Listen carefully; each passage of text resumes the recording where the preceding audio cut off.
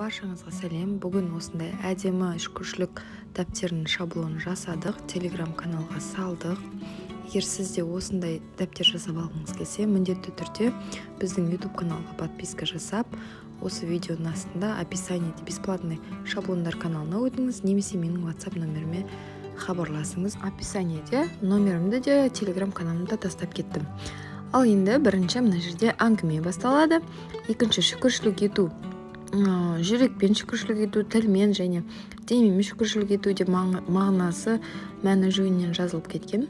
Содан кейінгі бетінде аз ғана шолулар бар. Дұға не екені, сонымен қатар садақа беру, салауат айту және шүкіршілік ету туралы айтылады. Содан соң біздің күнделігіміз басталады. Бұл күнделіктің маңызы мәні өте зор. Аллаға шүкіршілік ететін зат өте көп. Қол, көз, аяқ, таңымыз атқаны, кешіміз батқаны, соның барлығын шүкіршілік ету керекпіз.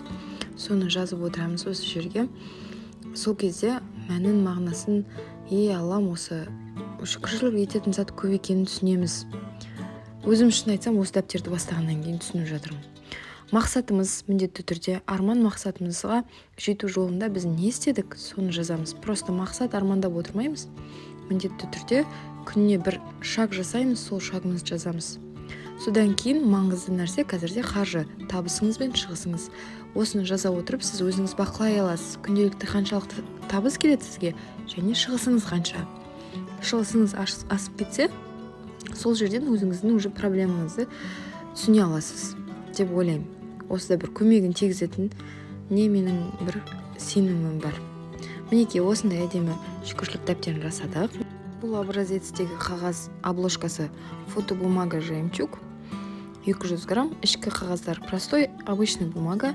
Егер двухсторонний распечатка жасаған кезде шамалы жұғып ондай болып жатса, очистка дюза жасап жіберіңіз. Сол кезде осындай әдемі тап-таза болып барлығы жақсы шығады, распечаткаңыз оңай жасалады. Потому что осындай проблема, осындай сұрақтар көп каналда болып жатыр. Просто очистка дюза жасап жіберу керек, двухсторонний таза шығу үшін. Обзор полезный деп ойлаймын. Жақсы, сау болыңыз.